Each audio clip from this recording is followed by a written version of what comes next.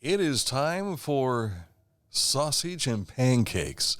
We're going to talk about that in just a moment. The Zane FFA annual sausage breakfast is coming up this Friday. We have, as you can see, members of the FFA with us here today. We'll tell you who they are and more coming up in a moment right after this from Pickaway Ross Career and Technology Center. Find a career you love with Pickaway Ross Adult Education. Skilled trades careers are in high demand with no signs of slowing down. Pickaway Ross offers career training programs with expert instructors and hands-on learning tactics to create a variety of opportunities. Visit our website for more information. Again, visiting with the Zane FFA today. You've got a big day ahead of you on Friday, but you've got a lot of obligations going on right now. First of all, talking about the breakfast itself, but you've got to cut up some hogs and make it all happen. Let's introduce who we have with us today. On the far end here, we have Kaylee Atkins, also Ashley Hupp. I did get that right, didn't I? And we also have Charlie Klein with us here today. A couple of them were with us last year, but not Ashley. This is her first time to be with us. But this is not your first rodeo as far as the breakfast, is it? Nope. Tell us what can be expected from today, which we're talking Tuesday, to prepare for Friday's big event. So today after school from approximately 2 o'clock to 8:30, we will be cutting up the hogs in small enough sizes that it can go through the grinder. And then tomorrow or the next day? Tomorrow we will be making the sausage all day long. All of Mrs. Johnston's classes will spend their class period stuffing the sausage and making sure it is ready to go for Friday. So what has to happen now? We've got the hogs who are making their delivery today, right? Who wants to talk about what happens once they arrive? So Miss Johnson goes and picks them up. She's picking them up right now, I'm pretty sure. And she brings them into the cafeteria. After all the lunches have been served, we set up the cafeteria. We put down plastic wrap, cardboard, just get everything ready so that after school we can come in and start processing them. This is a very natural thing. It happens all the time. It's happened ever since they learned how to butcher animals, I guess. But for you guys, you've had your hands involved in some of this before, haven't you? This is my fourth year doing it. I think out of everyone here, you two have done it 3 years, yeah, and I've done it 4 years. I've really enjoyed it since my freshman year. I thought it was a cool experience to learn how the hog goes from a whole hog down to the processed sausage, and then we give it out on the sausage day. Mm-hmm. So when we talk about the whole hog, which is an expression, by the way, using the whole hog, is there anything left out? When we break them down, we'll keep the ribs sometimes, and we'll make the ribs. So for everyone that comes and helps, we'll get to eat the ribs, and then everything else turns into sausage. Nice. Yeah. All right. So we've got sausage to think about on Friday, but you're thinking already barbecue sauce and how to use the rest of this hog. I like that idea. What do you learn during this process? Because you've seen it, you've had your hands involved with it. Is there something that you can use later in life through going through the processing? One of the biggest things that I've learned is how something can go from the farm to the table and how that's used all throughout the world. Like that's how we get our food, is from farm to table. So that's one of the really big things that I've learned. And I guess if you talk to some of your classmates that aren't, familiar with farming, some of that's a bit of surprise to them, I imagine.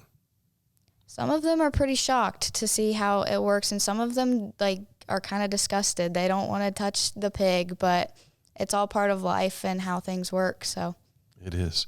Now, prior to being involved with the sausage making, did you have pancake responsibilities, which is that for the people who can't handle the hog? Well, so we have servers, and then we have people in the kitchen. And unfortunately, everyone, you can pick if you don't want to be in the kitchen, you can be a server. But unfortunately, everyone in the kitchen has to do everything. So we work on a rotation schedule. I have been through there with a camera when this is all going on before. And you kids know what you're doing. Is that thanks to Mrs. Johnston? Mm-hmm. Definitely. Yeah. And Miss Johnston, spends her whole, the whole month of January through till sausage breakfast, teaching us what we got to do and helping us make sure we know what needs to be done on the day of the sausage breakfast. So it would not go as smoothly without Mrs. Johnston. Yeah. I was out to the school probably 3 or 4 years ago to do this interview on location. And that day in particular, she turned the students loose to talk about the breakfast while she was out tapping for molasses. Yep. Still doing that? Yep. Yeah. Yep. So she took her freshman class and her ag mechanics class to tap the maple trees so we can get syrup, and then we'll make that syrup and then we'll sell it. Will that be used Friday as well? No, we don't use it, but I think you can buy it there. Yeah, we're gonna We have have it bottles for to sale sell. there. Oh, very nice. Gift giving and that sort of thing, right? I mean, Valentine's Day is coming up. Who couldn't use a bottle of syrup for Valentine's Day, right? Right. That's what everybody's thinking about right now. What do you hope to do beyond the breakfast? You're all three seniors, and I know that you're involved in the Ross County Fair, and I tell you, kids that are in FFA, they are not lazy. You are active in many things. Let's talk about what your immediate futures are and what you hope to have as maybe a career someday. We'll start with you. So after high school, I want to try to get a track scholarship. My favorite event to run is the 400. So I'm hoping to get a spot on a team somewhere. And then after I find out what college I want to go to, I want to get my doctorate in psychology and then be a psychologist. Now, spring's coming up pretty soon. Are you doing indoor stuff right now? I had my first indoor meet on Sunday, but I wasn't feeling too good, so it didn't go great. Our 4x4 placed second. I see. Now, I have to ask you, would you feel more aerodynamic if you had less hair? I've tried that before, and my times went up. Is that right? It is. So it's a Samson type thing, right? Yeah. Got to keep the hair. What about you, Ashley? What are your future plans? I want to continue pursuing a career in agriculture. I plan on getting a double major in agronomy and ag business and see where that takes me. What have you learned about agribusiness and what might be able to help you down the future as far as a career is concerned? So Miss Johnson allows her ag business class to be a part of a lot of our big events, fruit sale, our banquet planning and everything. A lot of sausage breakfast goes to her ag business class. And a lot of those skills that I've learned in that class will definitely help me down the road. Yeah. So you could be running a fair and that sort of thing, or maybe even a big farm one of these days. Maybe. Or maybe you could work for like DeKalb or something like that. That'd be interesting. And what about you? So I plan on going to OUC, and right now my major is health sciences, but I'm not quite sure what I really want to do with that yet. But Nothing wrong with being somewhat undecided. Yeah. I mean, you've got your whole life ahead of you, exactly. right? And of course, Charlie will be stuck for 8 years going to school. and who knows, you may have a career by then. So fantastic. For people who want to come to the breakfast, it's 5 a.m. until 9 a.m. You guys will be working on little sleep, I think, getting prepared for this, right? We have to be there at 2:30 in the morning. 2:30 a.m. Yeah. And then you're expected to stay all day long at school, right? No, we actually get the day off. That's good to hear, because farmers, they need to take a rest, right? I know that we talked about once you leave here, you've got biotech to worry about. Share with us what that is and what you learn from that particular side of farming.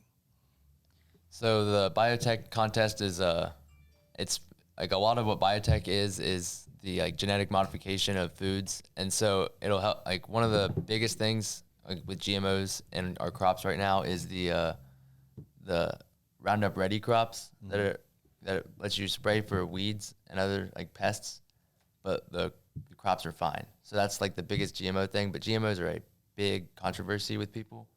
Because they just don't really understand it. So I think the biotech competition helps a lot of people, in our school at least, understand what it is. Because Pam Snyder comes in and she'll teach us all about like her side, what she knows about biotech. So it's really helpful, and I think it teaches a lot of people that GMOs aren't as bad as they think they are. Yeah, very cool. Did you recently make a trip to about food science?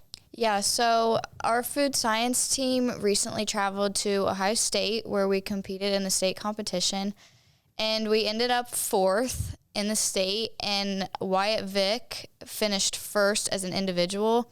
So if he chooses, he can get a $5,000 scholarship to Ohio State. Who doesn't need that, right? Cost of education these days. Well, that's a pretty cool prize. Yeah. Anything else that you guys do in the FFA that you want people to know about? Because, like I say, you're doing stuff year round. So I think a big one that people don't realize that we do is Ashley is the chair of this committee. We teach elementary lessons.